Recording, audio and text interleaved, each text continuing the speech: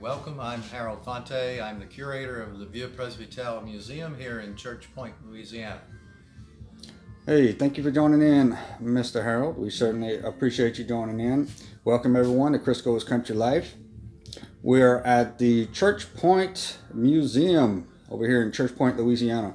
And we have some new exhibits that have been, put in at the museum. Mr. Harold is on the board over here. Mr. Harold, can you tell us a little bit about some of these exhibits and, what you experienced in some of these different sports heroes that have been, shown in this museum here? Well, yes, I'll be very happy to, Chris. In October of 2020, the mayor closed our museum for the purpose of rehabilitating and updating all of our exhibits. And so we opened in January of this year. And for the first time, the two rooms that you're going to see upstairs in this historic house are now open to the public. And one of the rooms, the room in which I am now standing, is dedicated to the sports heroes of Church Point.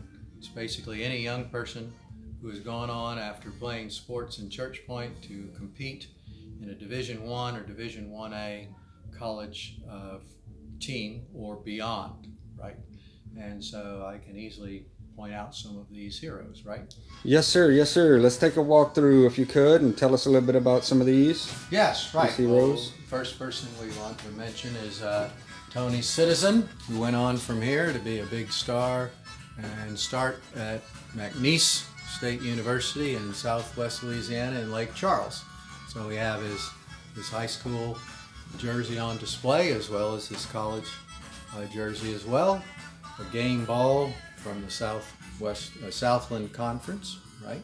Yes, sir. Okay, and here from way back when we have Reggie Guidry, who went from Church Point on to Northwestern University and played for them.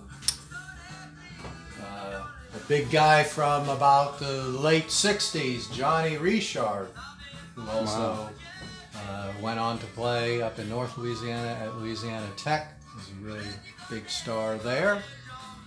Let's take a look at his helmets there. Okay, right. Nice. The leather helmet, that's something. Yeah. You Steelers fans out there. He played for Louisiana Tech and also for the Short time with the Steelers. Right. Nice. Okay, our next, number 31 here, is our local, actually recently retired State Farm insurance agent, James Mesh, who went on from Church Point High School as a punter and played at McNeese and wore number 31. Wow. Yeah. That is awesome.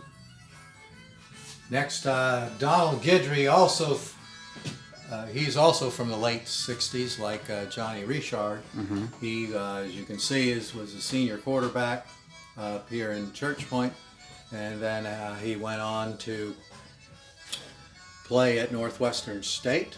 And one of his relatives who frequents our museum seems to think that he may be a little prejudiced, but the point is he seems to think that Don Guidry here was one of the best athletes to come out of Church Point from that era. Amazing. And probably next to him is located a display for the athlete who has gone the farthest. That would be Mark Carrier, whom you can see featured in the Tampa Bay Buccaneers media guide as he played for the Buccaneers. So he actually went pro. Yes, and I do remember watching Mark Carrier, 1996 edition. So, being a Saints fan, I definitely do remember watching Mark Carrier playing. I think I remember something about him being from Church Point, but that's one of the things that this is so cool. I was actually very floored by this when I came up here just a second ago and saw this, and very excited to see this great exhibit of Church Point, showing how, all the great athletes that have came through here. Something very proud. Everyone should be very proud to have.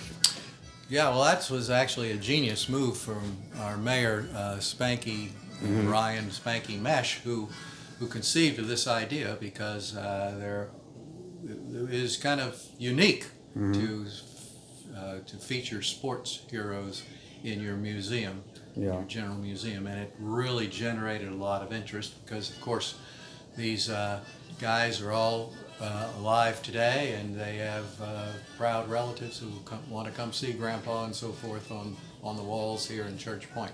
Definitely. So if we move on, we also have getting to the women, like for instance, our own Amelise Coleman was represented on the Super Bowl at one time. Wow. So that's kind of cool.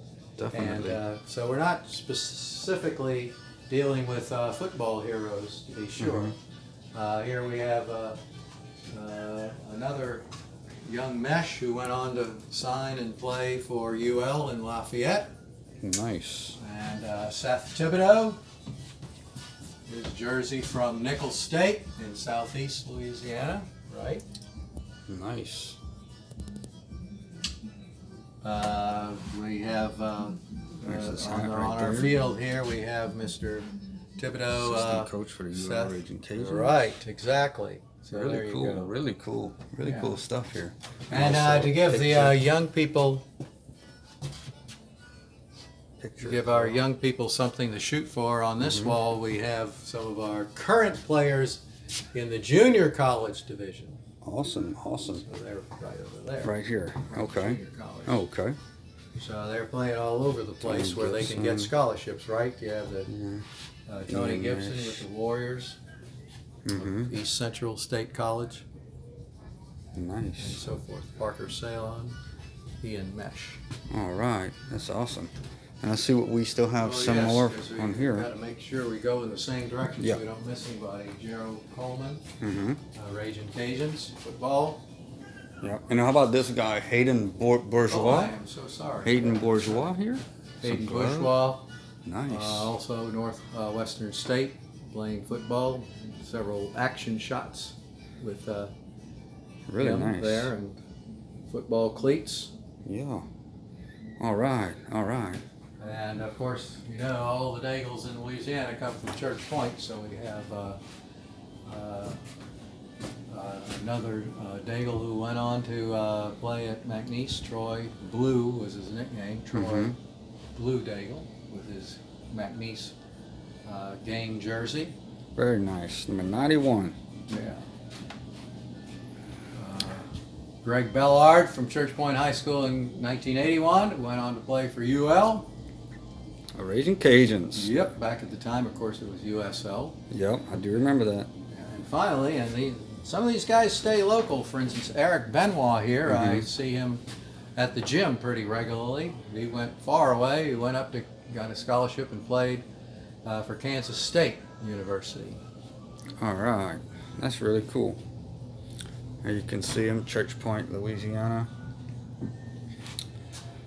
All right, Mr. Harold. I would like to do a separate video with you on the sports part of it. Definitely want to thank you so much for doing this interview, and credits to Church Point for really creating this, and definitely, you know, amazing to see. Anything else you'd like to add? Well, I definitely want to welcome everybody and encourage everybody to, when they're in town in Church Point, to come on out. We're open every Saturday from 11 to 2, and of course you're seeing us here live on the Church Point Mardi Gras Day, which is Sunday, February 27th, right?